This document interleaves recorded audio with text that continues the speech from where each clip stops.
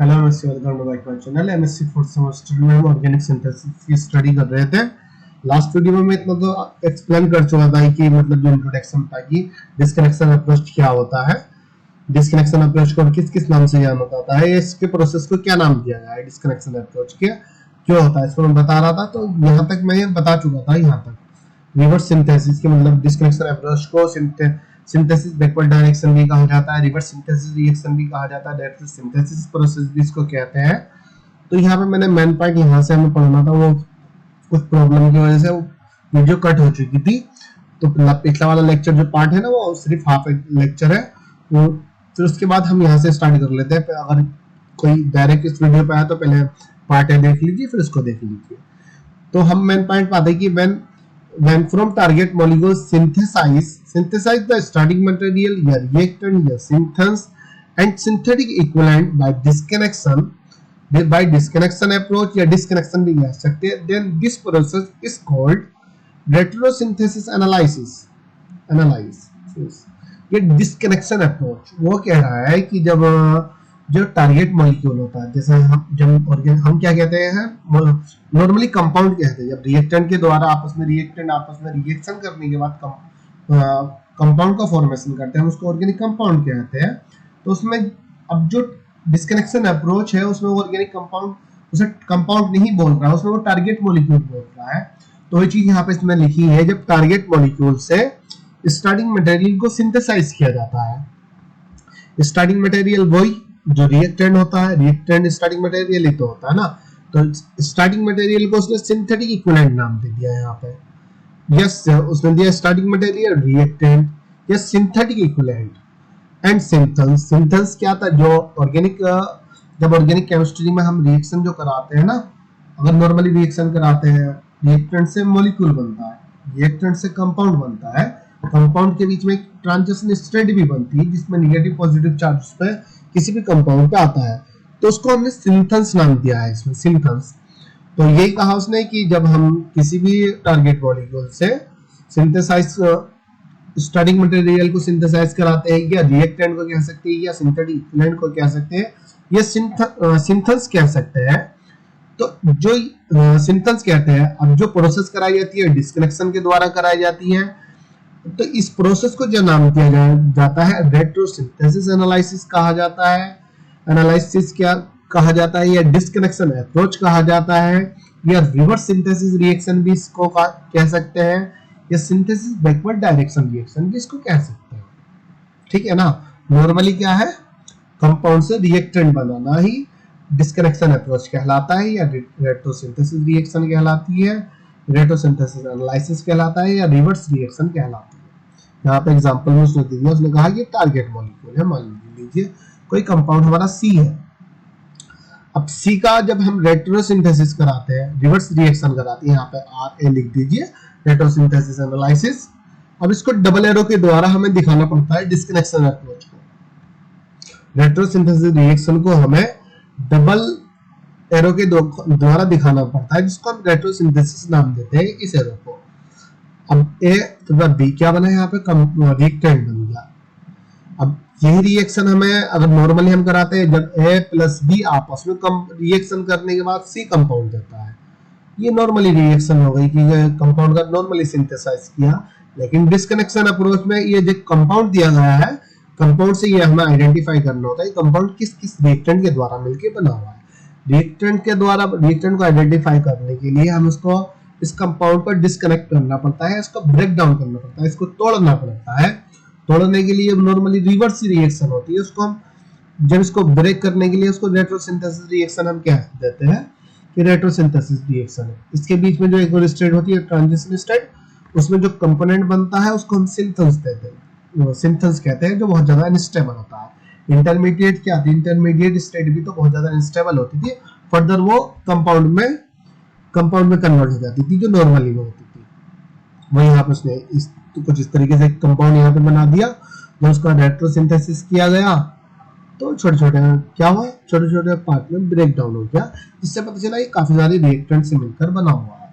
अब रिएक्टेंट में हम कोई भी कंपाउंड को इस तरीके से ब्रेक डाउन उसका किया जाता है कि जो हमें जो रिएक्टेंट रिएक्टेंट मार्केट में अवेलेबल मिलता है या लेबोरेटरी में जो हमें अवेलेबल मिल जाता है कि हाँ वास्तव में ये रिएक्टेंट हो सकता है। ऐसा नहीं कहीं से भी कुछ भी ढाके आप ब्रेक डाउन कर देंगे। जैसे मान लीजिए हाइड्रोजन क्लोराइड नॉर्मली एक हाइड्रोजन तथा क्लोरीन के कॉम्बिनेशन से मिलकर बना होता है, लेकिन जब उसका वाटर के साथ रिएक्शन हम कराते हैं, नहीं एथिल क्लोराइड की रिएक्शन वाटर के साथ करा रहे हैं, तो एथिल अल्कोहल बन जाएगा, हाइड्रोजन क्लोराइड बन जाएगा, हाइड्रोजन क्लोराइड बन जाएगा और एथिल अल्कोहल बन जाएगा। अब एथिल अल्कोहल जब आप ब्रेक डाउन कराते हो और आप उसका ब्रेक डाउन कराने लगो कि भाई हम तो CH2OH और CH3 निकालेंगे, व्हाट इज दिस, ये कैसे हो जाएगा? तो ब्रेक डाउन सिर्फ उन कंपोनेंट उस तरीके से कराना है जो पॉसिबल हो। तो डिस्कनेक्शन अप्रोच में क्या होता है, तो चीज हमें समझ में आ चुकी है कि डिस्कनेक्शन अप्रोच कुछ नहीं है, जस्ट यही है। मान लीजिए किसी भी रिएक्टेंट से आप कंपाउंड बनाइए, रिएक्शन से कंपाउंड जब बना रहे हो तो उसमें जो एरो दिखा रहे हो आप, रिएक्शन के द्वारा जो एरो बनता है ना, वो वाला एरो यूज ना करके कंपाउंड से अब उसमें कंपाउंड से स्टार्ट कर दीजिए एरो बनाना, डबल एरो बना दीजिए। डबल एरो का नाम रेट्रोसिंथेसिस कहा जाता है। ये रेट्रोसिंथेसिस का एरो होता है। ये एरो कौन सा है? रेट्रोसिंथेसिस, जो बैकवर्ड डायरेक्शन रिएक्शन को दिखाता है। या कंपाउंड बनाया, या रिएक्टेंट बना दिया। अगर यही ये वाला एरो यहाँ को दिखा दोगे आप, ये वाला नहीं मतलब दूसरा एरो जो दिखा दोगे, वो पता चल जाएगा AB प्लस आपस में रिएक्शन करने के बाद कंपाउंड C बनाया है। रेट्रोसिंथेसिस में पता चल रहा है कंपाउंड C का ब्रेक डाउन हुआ है, जिसकी वजह से A प्लस B रिएक्टेंट मिला है, जिसको हमने स्टार्टिंग मटेरियल भी कहते हैं। यहाँ पे उसने कुछ एग्जांपल दिए, हम एग्जांपल समझ लेते हैं। ये डिस्कनेक्शन अप्रोच का इंट्रोडक्शन पढ़ा जा रहा है, डिस्कनेक्शन अप्रोच के ही पढ़ा जा रहा है। जो एग्जांपल वगैरह ले रहे हैं ना, अभी डिस्कनेक्शन अप्रोच में ले रहे हैं। इसी को हम सिंथन तथा सिंथेटिक इक्विवेलेंट जब स्टडी कर रही है, वो भी हमें उसी में बता देंगे। बस सिंथेसिस क्या होता है पहले उसका इंट्रोडक्शन पढ़ेंगे, फिर उसमें एग्जांपल हमें लेने होंगे। तो बहुत हार्ड नहीं है, ना ही कुछ डिफिकल्ट है, बस चीजें वही है, नाम ले दिए गए हैं। नाम ही तो नहीं दिया गया, बाकी सब सेम है। यहाँ उसने एक कंपाउंड दिया कि फाइनली हमें कंपाउंड मिला है, ये वाला कंपाउंड यहाँ पे। अब देखिए नॉर्मली देखें, पहले एक मिनट में यहाँ पे रेट्रोसिंथेसिस में से एक एग्जांपल दिया है। इस एग्जांपल को हम कह सकते हैं एसिटोफिनोल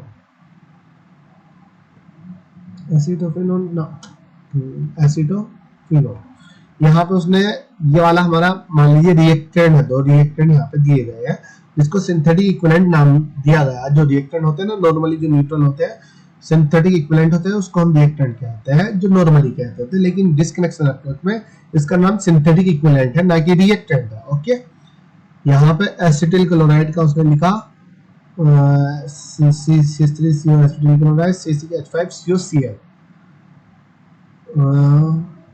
एसिटोफिनाइल, एसिटो कह नहीं सकते हम इसको, benzoyl chloride C6H5COCl, benzoyl chloride. ये बेंजोइल क्लोराइड एक रिएक्टेंट लिया उसने, एक मॉलिक्यूल लिया, यहाँ पे लिया C6H5COCl। एसिटोफिनॉल लिया यहाँ पे, एसिटोफिनॉल, और क्या लिया ये नॉर्मली बता रहा हूं मैं, लेकिन हमें रिवर्स दिखानी है, जो अभी जैसा हम बताएगा वो भी मैं बताऊंगा कि हमें डिस्कनेक्शन अप्रोच में कैसे लिखना है। तो पहले अभी इजीली करके समझिए, इजीली जो हम नॉर्मली हम पढ़ते हैं। नॉर्मली हम क्या करते हैं, नॉर्मली ये करते हैं, यहाँ पे हमने बेंजोइल क्लोराइड लिया, एसिटोफिनाइल, एसिटोबेंजीन ले लिया, एसिटोफिनाइल ग्रुप यहाँ पे ले लिया, जिसको हम रिएक्टेंट कहते हैं। कि दो रिएक्टेंट का आपस में जब कॉम्बिनेशन कराया जाता है, कॉम्बिनेशन करने के बाद ये वाला कंपाउंड हमें मिल रहा है, जहाँ पे फिनाइल ग्रुप लगा हुआ है, कीटो ग्रुप है, CH है, डबल बॉन्ड CH, और ये वाला कंपाउंड हमें मिल रहा है। उसके बीच में रिएक्शन दिखाई जा रही है यहाँ पे, कि जब ये आपस में जब कंबाइन कर रहे हैं ना, वो इस तरीके से कंबाइन यहाँ से करा है, यहाँ से एक हाइड्रोजन रिमूव हुआ है, जिसकी वजह से इस वाले कार्बन में पॉजिटिव चार्ज आया, हाइड्रोजन पॉजिटिव की फॉर्म में निकल गया। क्लोरीन जो निकलता है यहाँ पे, क्लोरीन ये वाला इलेक्ट्रॉन इस कार्बन पे आ जाता है, पॉजिटिव की फॉर्म में, इस कार्बन में नेगेटिव चार्ज आया। कार्बन ये क्लोरीन जो निकलता है निगेटिव की फॉर्म में निकलता है, नेगेटिव की फॉर्म में निकलता है, जिसकी वजह से CO पे क्या आ जाता है, पॉजिटिव चार्ज आ जाता है।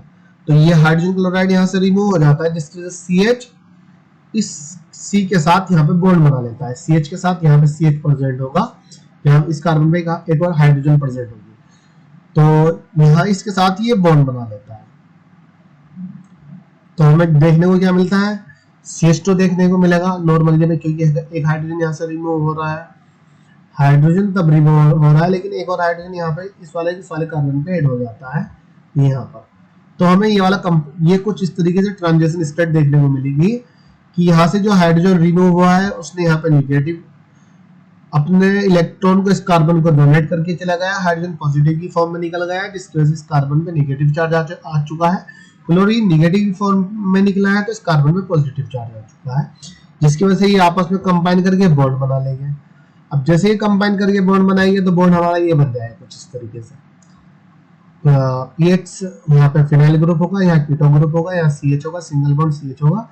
इस सीएच से यहाँ पे हाइड्रोक्सी ग्रुप अटैच होगा। हाइड्रोक्सी कैसा है, ये वाला बॉन्ड यहाँ पे शिफ्ट होता है निगेटिव की फॉर्म में, तो यहाँ पे CH2 होता है ना, यहाँ पे क्या होता है CH2 होता है, तो ये वाला एक हाइड्रोजन यहाँ इस वाले ऑक्सीजन पे अटैच कर लेता है, अटैक करता है, जिसकी वजह से यहाँ पे हाइड्रोक्सी ग्रुप यहाँ पे आ जाता है।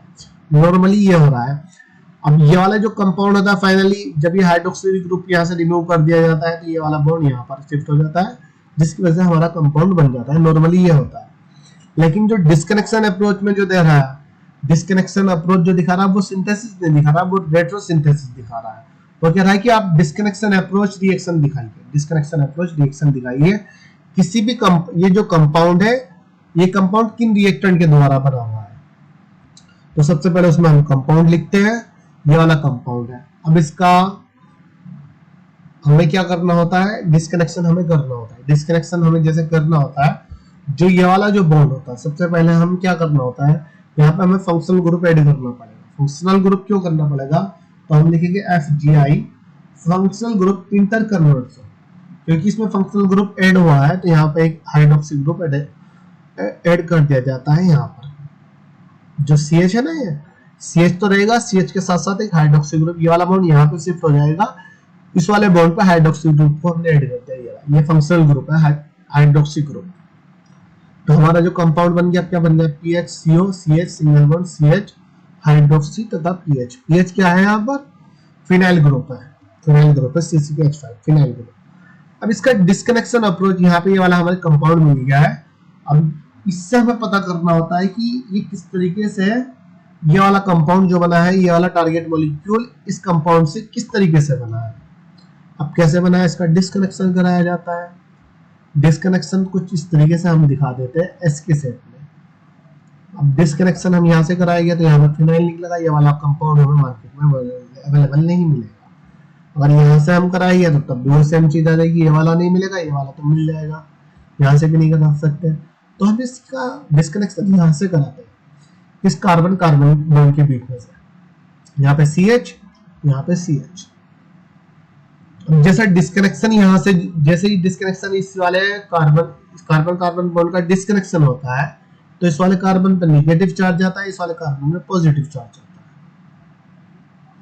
इस वाले कार्बन में इलेक्ट्रॉन की डेफिशिएंसी होती है, इस पर एक इलेक्ट्रॉन यहाँ पर पेयर ऑफ इलेक्ट्रॉन आ जाता है, जिसकी वजह से यहाँ पर नेगेटिव चार्ज आ जाता है। जो कार्बन कार्बन डिस्कनेक्शन दिखाने के बाद रेट्रोसिंथेसिस रिएक्शन में या डिस्कनेक्शन अप्रोच में हमें ये कंपाउंड यहाँ पर मिल गया, ये जिसको हमने नाम क्या दिया, सिंथेस नाम दिया। इसको ही सिंथेस कहते हैं। सिंथेस और सिंथेटिक इक्विवेलेंट को मैं आगे भी पढ़ाऊंगा अभी।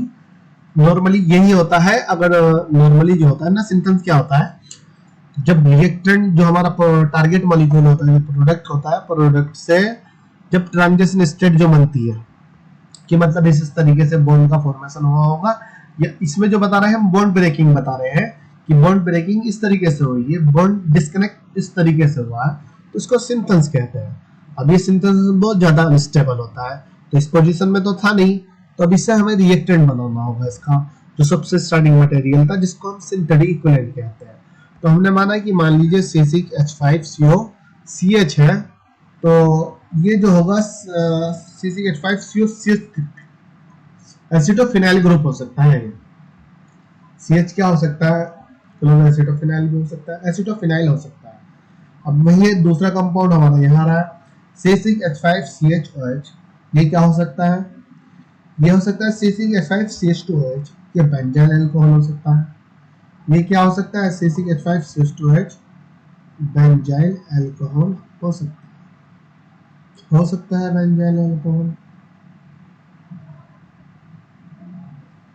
ऑब्वियसली। यहाँ पे अगर हाइड्रोजन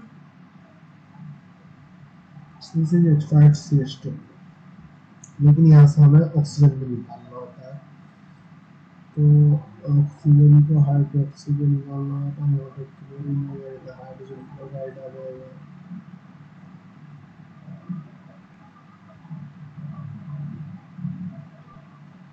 CH3 हाइड्रोजन यहाँ पर आया, हाइड्रोक्सी ग्रुप यहाँ से निकल गया, कीटो ग्रुप आ गया। हाँ हाँ हाँ, यहाँ पे हम हाइड्रोजन क्लोराइड के साथ इसकी रिएक्शन कराते हैं।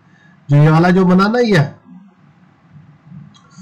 यहाँ पे जो हमें C6H5CH2 देखने को मिल गया, यहाँ पे CH3 हमें देखने को मिल गया, लेकिन इसकी रिएक्शन हमने हाइड्रोजन क्लोराइड के साथ जब हमने कराई तो हमें ये वाला कंपोनेंट मिलता है कि जो इक्विवेलेंट होता है ना, यहाँ पे C6H5COCl बेंजिल क्लोराइड हो सकता है, एसिटोफिनोल हो सकता है, एसिटोफिनोल हो सकता है, एसिटोफिनोल जो हो सकता है हाइड्रोजन क्लोराइड के साथ। ये वाला जो एक हाइड्रोजन दो होगी हाइड्रोजन क्लोराइड में, ये वाला हाइड्रोक्सी ग्रुप हाइड्रोजन के साथ रिमूव हो जाएगा, ठीक है। बचा क्लोरीन, क्लोरीन था गया स्प्रेड कर लिया, क्लोरीन ने अगर स्प्रेड कर लिया है, वाटर तो रिमूव हो गया, तो ये कहां से बन गया बबुआ? सिंथेसिस से एक मिनट रुकिए यार, एक मिनट, थोड़ा कंफ्यूजन हो रहा है, एक मिनट।